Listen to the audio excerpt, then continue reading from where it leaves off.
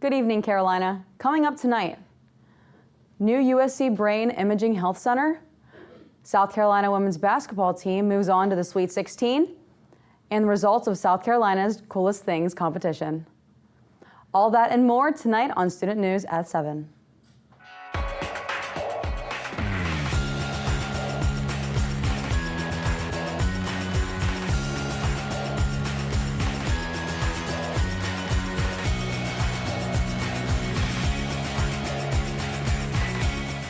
Live from the Kennedy Greenhouse Studio. This is Student News at 7.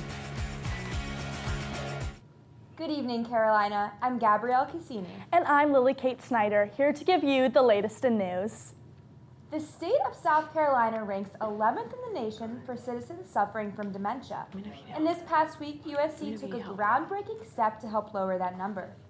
The USC Brain Imaging Health Center held a ribbon-cutting March 18th with USC Vice President of Research, Julius Fredrickson, and University President, Michael Emeritus. The 65,000 square foot center will provide intensive cognitive care for patients, including South Carolina's only 7 Tesla MRI scanner and a 3 Tesla MRI scanner dedicated to personalized patient care. The center also includes 16 exam and testing rooms.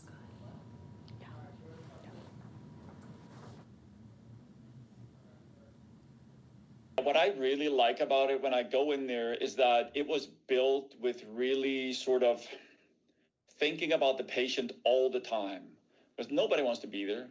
As far as the patients, I mean, they don't want to be there. No, we don't want to be at the hospital. Comfort and calm for the patient. And that's really what we tried to build into this. So you're in a tough spot, but at least you're in an environment that should make you feel at least a little bit better. The Tesla scanners are 3 times more powerful than standard machines, proving some of the clearest images the brain ever seen in U.S. healthcare, with the state providing $30 million in funding for this project. Doctors say this technology could lead to earlier diagnoses and better outcomes for patients across the state. If you have noticed a yellow haze of pollen on your car or have found yourself sneezing lately, you are not alone. Pollen comes to South Carolina every spring, bringing a tough allergy season to Columbia. SGTV News reporter Jonas Spiegelman has the story. Spring has sprung in South Carolina, meaning the temperatures are rising, the flowers are blooming, and the sun is shining, but it also means that pollen is back. Pollen, as explained by the CDC, is an airborne allergen dispersed from flowers, trees, grass, and more. Pollen seeds litter the community, both on campus and throughout Columbia.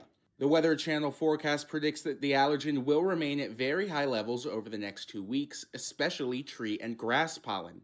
This forecast prompted the Asthma and Allergy Foundation of America to rank Columbia the 27th worst city in the nation in terms of spring allergies. Health officials with the Mayo Clinic recommend avoiding time outside, keeping windows closed, and using an air purifier indoors to reduce the impact that pollen has on you. For SGTV, I'm Jonas Spiegelman.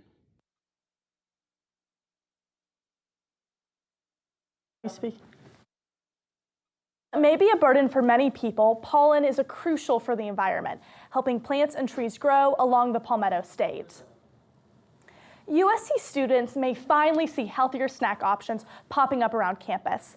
The university is starting a new healthy vending initiative this spring, designed to increase access to more nutritional foods and drink options for students, faculty, and staff. Several vending machines in high-traffic areas, including the Thomas Cooper Library and Swearington Engineering Building, along with Residence Hall, Sims, and Patterson, are now a part of this pilot program. The program aims to restock current machines with foods higher in nutritional value with less sugar and sodium. For many students, like Courtney McKinney with busy schedules or no meal plan, vending machines are the most convenient food option. I would love if there were some healthier drink options. I feel like there's a lot of sodas and stuff, but some sports drinks and then even some healthier snacks. I'm just a really busy student, so getting some healthy snacks on the way to class would be really awesome. Just don't have her speak the rest. pilot program will run through the rest of the spring semester with the option to continue into the fall. The university says that student feedback will determine whether this program continues. A new sweet treat spot is bringing the taste of Europe to the heart of downtown. Crispy Cone will be opening its doors on Main Street this Friday, offering a unique twist on the original ice cream cone. This European-style dessert features freshly made dough, coated in cinnamon sugar and filled with soft-serve ice cream and toppings. Owners Jim and Elsa Westman say their goal is to revolutionize the soft-serve cone with this new concept.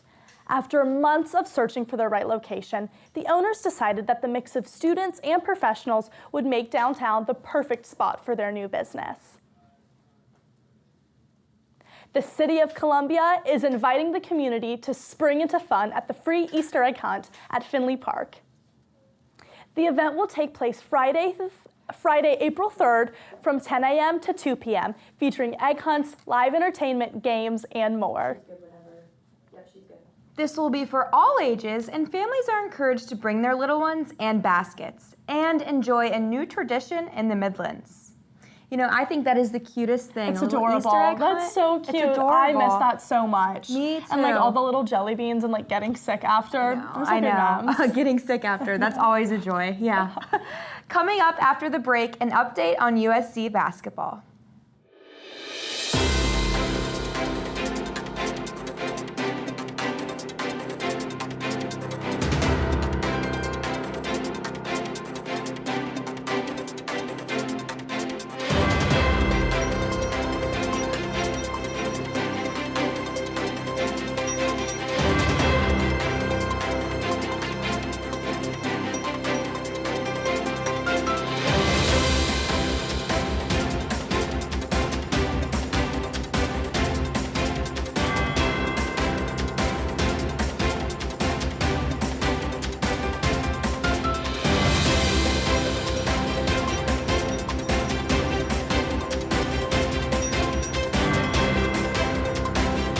Welcome back, everybody. I'm Dorian Pinkston.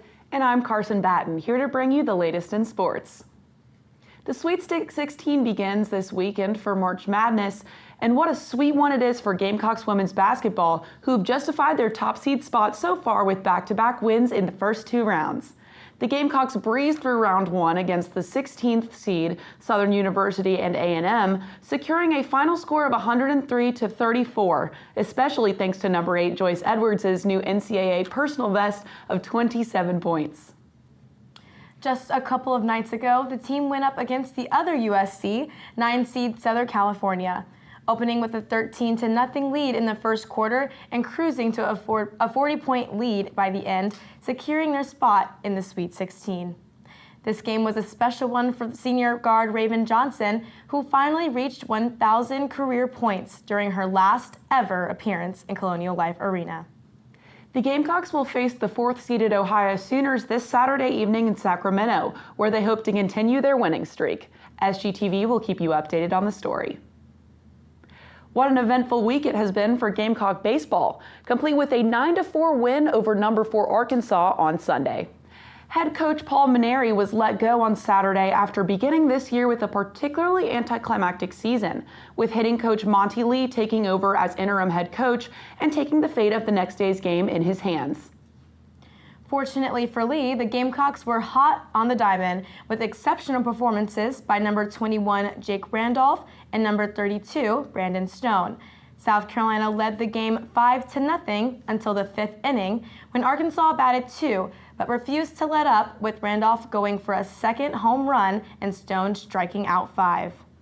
With the team's future coach being up in the air, there's no telling what's in store for USC baseball, but SGTV will keep you up to date on the story.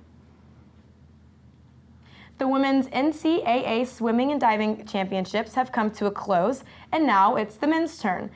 South Carolina is coming off of a historic 19th place finish, the best in program history, highlighted by Sophie Verzile earning CSCAA Diver of the Year honors and winning her first national title in the 3-meter dive.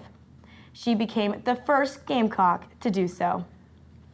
On the men's side, junior Pierre Largeron is headed to Atlanta, Georgia for the NCAA championships, running Wednesday, March 25th through the 28th.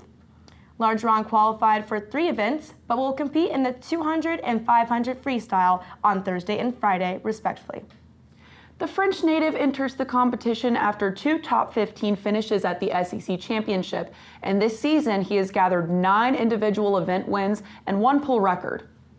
He'll face a strong field, including defending champion Hubert Koss for Texas, as the Longhorns aim to hold on to its team national championship. Preliminary heats are scheduled to start at 10 a.m. with finals in the evening session. SGTV will have results and updates as the championship continues throughout the weekend. As the weather gets warmer, South Carolina track and field just keeps getting hotter as they concluded their first outdoor meet of the season at the Allen Connie Shamrock Invitational in Conway, South Carolina. Led by Tristan Harris, the Gamecocks finished 1, 2, 3, and 4 in the 100-meter race. The freshman who signed with Carolina this year reached a new personal best, proving herself as one of South Carolina's most standout performers. Working in their element, the Gamecocks grabbed titles in both the 4x100 meter and 4x400 meter relays. The unforgettable Alexis Brown, Mackenzie Travis, My Love, and Kimora Lee Williams put in a time of 44.74 in the first 4x100 meter relay of the season. For the men, Robert Stitz Jr. opened his season with a win in the 100-meter and returned to finish the job with another victory and a new personal best time in the 200-meter race. The Gamecocks haven't reached the finish line quite yet as they head to Raleigh for the Raleigh Relays. For their second consecutive 3-day meet, South Carolina will compete beginning Thursday, March 26th. Coming up after the break, a recap of Cockstock. Don't go anywhere.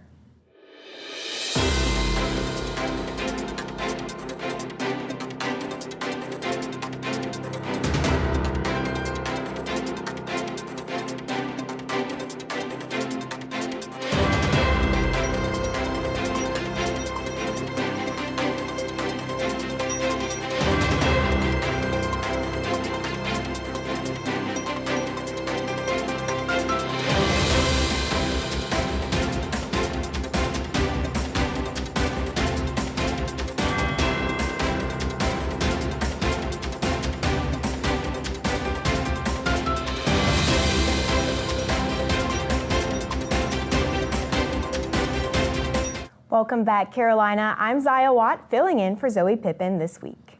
And I'm Mary Smithnosky. Get ready because we're here to deliver you the exciting news of USC and beyond. March Madness might still be going on, but Manufacturing Madness wrapped up its month-long competition earlier this week. 4 manufacturers made their way to the State House yesterday in hopes of their innovation being crowned the coolest thing made in South Carolina by Governor McMaster himself. The competition started out with 121 innovations and then condensed into a bracket-style Sweet 16, all voted by the public, including 35,000 votes just for this year's winner, the Boeing 787 Dreamliner. According to South Carolina Manufacturers and Commerce, the 787 is the best-selling passenger wide-body aircraft in aviation history and employs over 9,000 associates at its main facility. Communications Director for Boeing South Carolina, Bob Gross, says that winning this award was a tremendous honor for the company. The 787 really is a technological marvel. It's 2.3 million parts that come together in the hands of South Carolina engineers and production workers. So it really means a whole lot.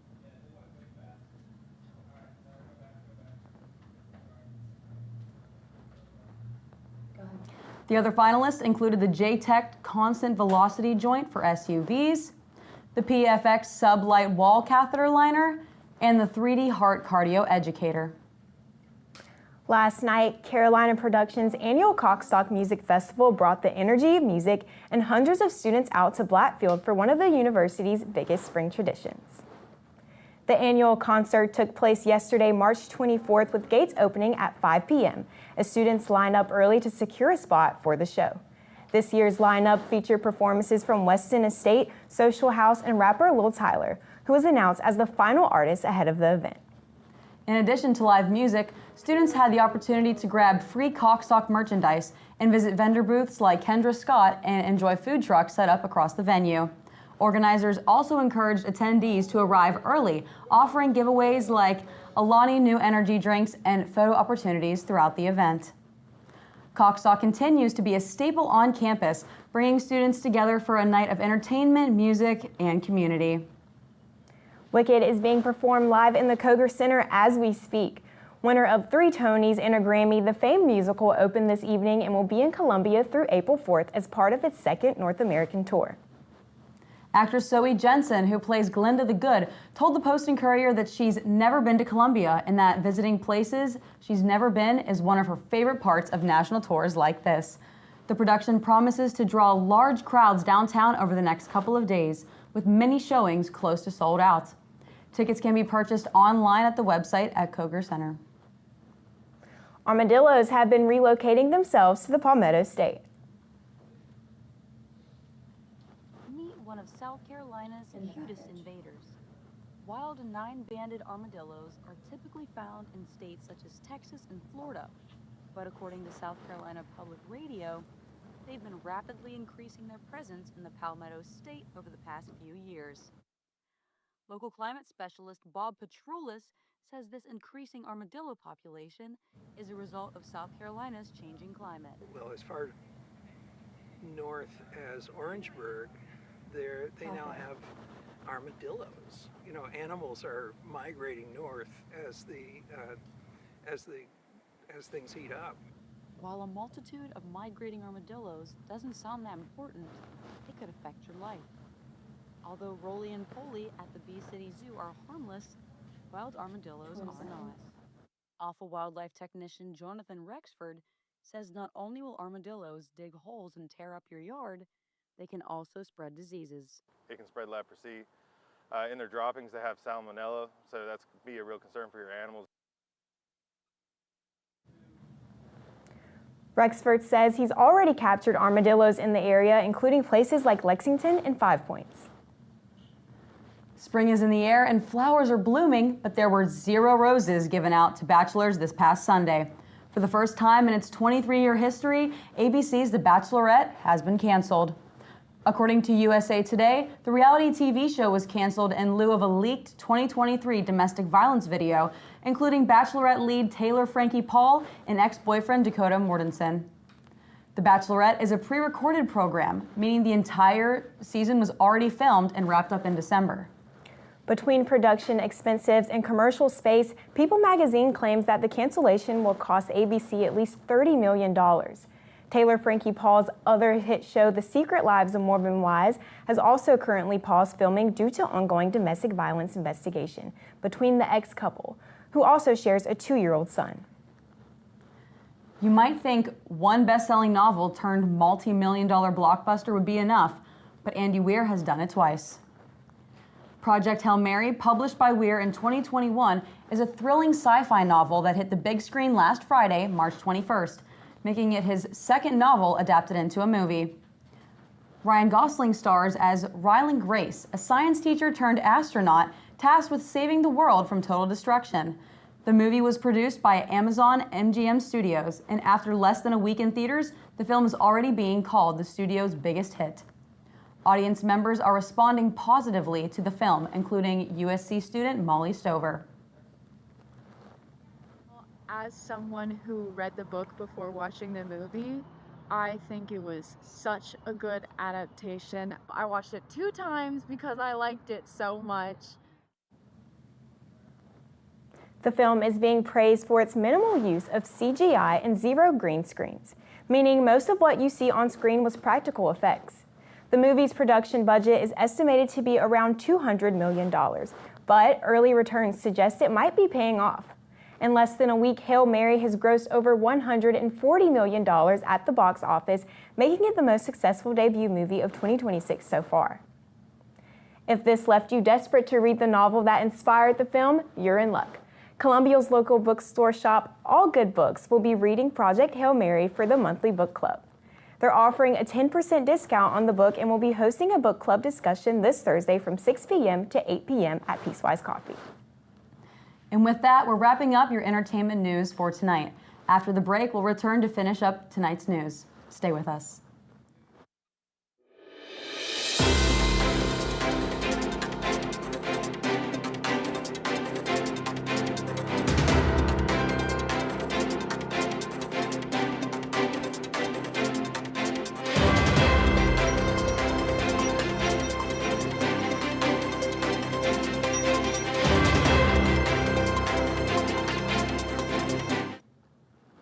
That wraps up tonight's edition of Student News at 7. Be sure to follow us on Instagram, X, and Facebook at SGTV at USC. To keep up with all of our content, be sure to also visit us online at sgtv@usc.com. For SGTV, I'm Mary Smithnosky. And from all of us here at the Kennedy Greenhouse Studio, have a great night, Carolina. Forever to thee.